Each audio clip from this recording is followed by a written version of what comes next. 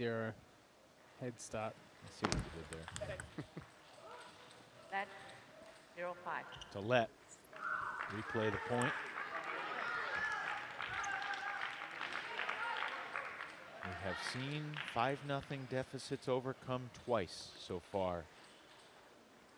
You have to wonder, though, whether the Crocs are in form today enough to pull something off. I mean, if they can, pretty phenomenal.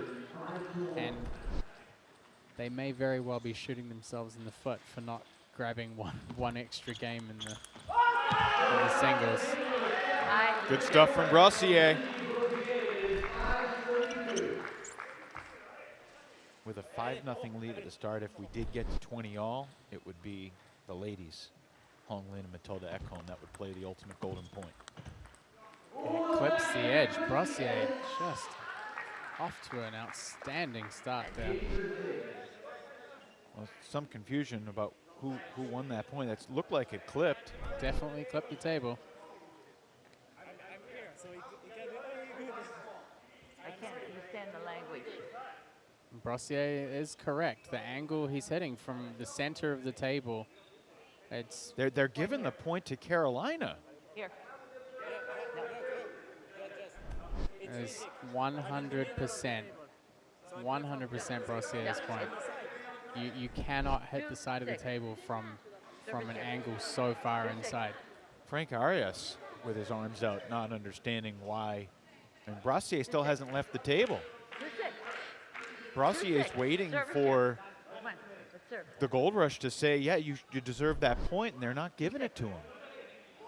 That is, there's no possibility that can touch the side. It is 100% top of the table.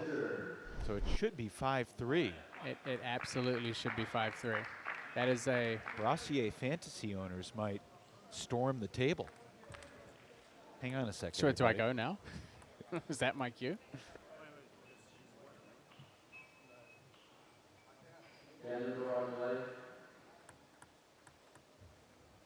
Wow. Really has been Carolina's day. Brossier is going to be baffled by that decision.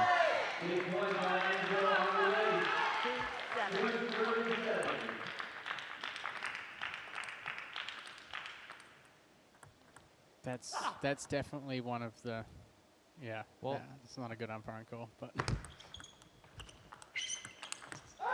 Crocs have got to try and soldier on. How much is it? Obviously, the umpires got it wrong.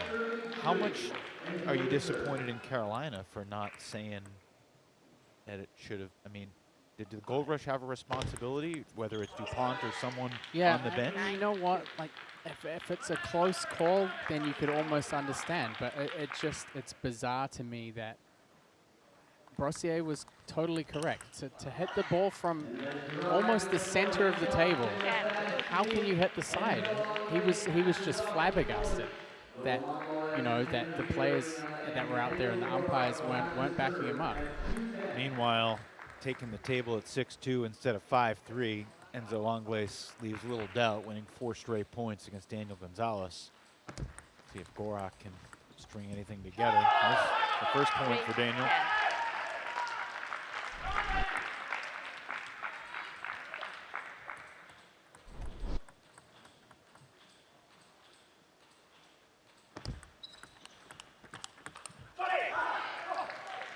Roman has been a force to be reckoned with for the Carolina Gold Rush. Yeah,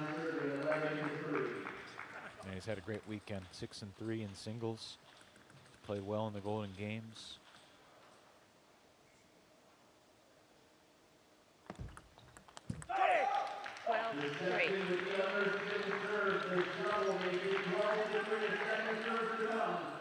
Well, 12-3, no matter where you look.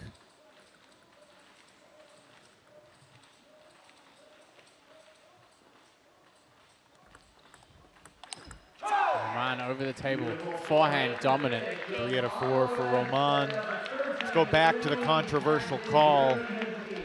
This is the defining angle for Benjamin Brossier.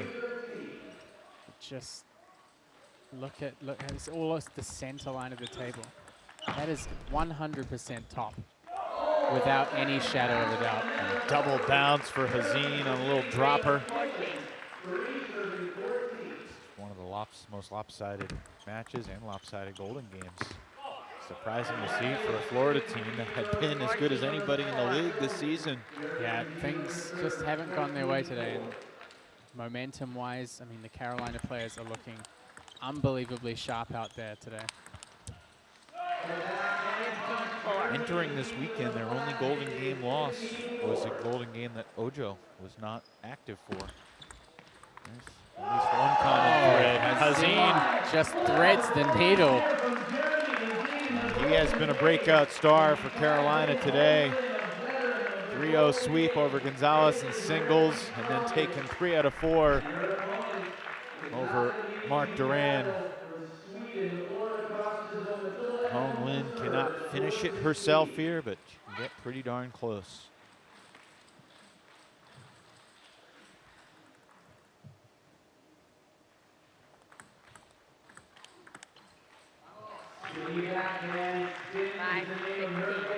Five, 16.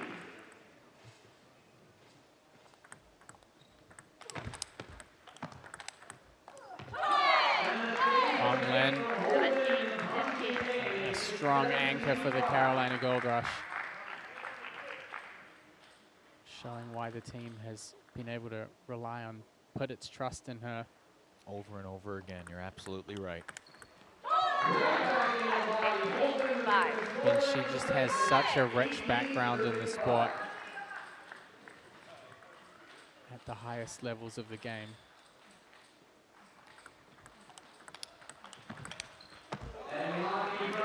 Ekholm does manage to earn the split. Rose is going to come back out here again. He's going to have to forget what happened on the last occasion. Crocs are only 3 golden sweeps away from tying this thing up. 18-16. 19. 18-6, I should say, now 19-6. Bastion, the only member of Carolina's team that did not win his individual singles or doubles match, but he could win the Golden Game. Rose certainly has a point to prove here. It's been the standout for the Crocs. Otherwise, frustrating day at the office.